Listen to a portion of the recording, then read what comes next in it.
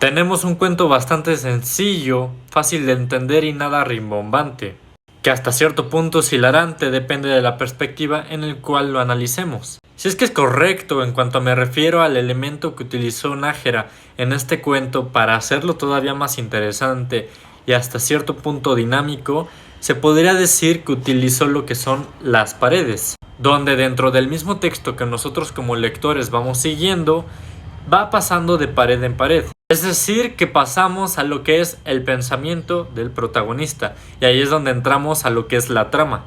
Un joven elocuente e imaginativo que sube a un tranvía. Pero qué mejor que darle cola y elementos para que este mismo empiece a dejar volar su imaginación, para que dentro de sus pensamientos se explaye y empiece incluso hasta a insinuar. Y el caso es cuando ve al primer hombre y empieza a insinuar e imaginar cómo es la vida del hombre, cuál es su posición socioeconómica y demás. Cosas meramente banales que no pensamos cuando vemos a alguien, pero en el caso de este protagonista es algo que analiza bastante. Como ya mencionamos, además de imaginativo, es bastante analítico. Como por ejemplo que por el simple hecho de su apariencia, su vestimenta, sus barbas, empiece a deducir si este hombre es rico, si este hombre es alguien descuidado o no. Y aquí es donde quiero tocar el tema de lo que es la perspectiva, porque puede ser un cuento bastante hilarante en el momento en el que nosotros lo vamos leyendo y empezamos a decir que el protagonista es bastante chistoso, es bastante elocuente, por empezar a hacerse historias en su cabeza con simplemente ver al mismo hombre, sin siquiera conocerlo o entablar una conversación con él.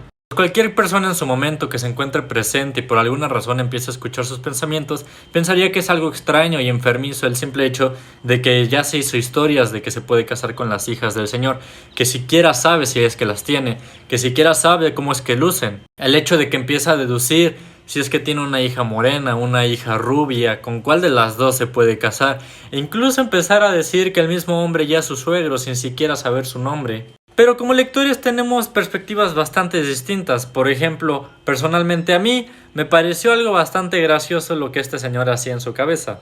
Y prácticamente de esto va el cuento. La esencia del mismo es un hombre analítico que empieza a hacer historias dentro de la historia dependiendo de cómo es que las personas lucen. Empieza a insinuar y a deducir, y de estas deducciones hace más relatos. Y creo que Nájera hizo un trabajo excelente en cuanto a lo que es este cuento.